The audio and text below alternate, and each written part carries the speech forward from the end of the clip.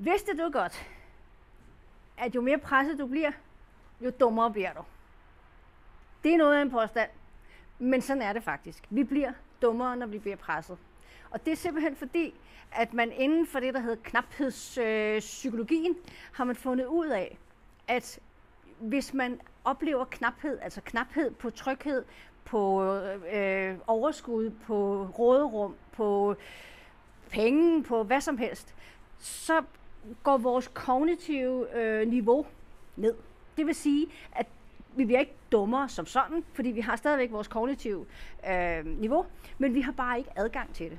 Og når vi ikke har adgang til hele vores kognitive, altså vores evne til at tænke og formulere ting, løse problemer, så bliver det meget, meget sværere at være i. Og jo sværere det bliver, jo mere stresset bliver vi. Og jo mere stresset vi bliver, jo dårligere bliver det.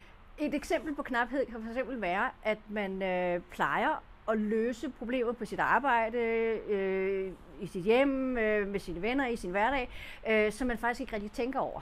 Men hvis man så er blevet presset, og man ikke har adgang til sit fulde potentiale, så kan man faktisk synes, at tingene er blevet svære. Når man så gør det, så kan man blive nervøs over det, og faktisk fortælle en historie om sig selv, at man måske slet ikke var så god, som man troede. Og så kan man blive nervøs over, sæt nu de andre opdager, at jeg faktisk ikke kan det her. Men sandheden er, at det kan man sagtens. Man er bare for presset til, at man kan løse de opgaver lige nu. Så derfor så skal man have sænket niveauet. Man skal have sænket barren, man skal have ro på. Og når man gør det, så begynder man at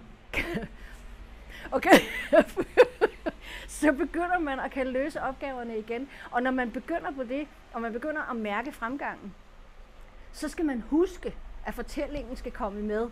Fortællingen skal nu være, okay, jeg var så presset, så jeg faktisk ikke kunne det her, men det kan jeg godt. Det er ikke mig, der er blevet dårligere eller dummere. Jeg har bare været presset, og nu er jeg på igen. Den allerbedste måde at komme ud af det er at sige, hvad er den allermindste ting, jeg kan gøre i dag, for at løse en lille ting? Hvad er det, jeg kan gøre for at skabe bedre muligheder for mig selv og få mere adgang til min kognitive formåen?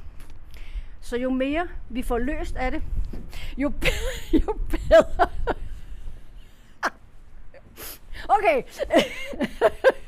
Jo flere små problemer vi får løst, jo flere ressourcer får vi adgang til.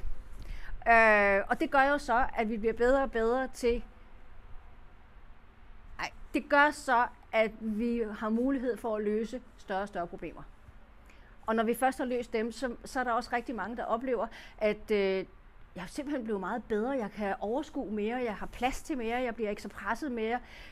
Så hele niveauet i kroppen og stressniveauet, det falder simpelthen også.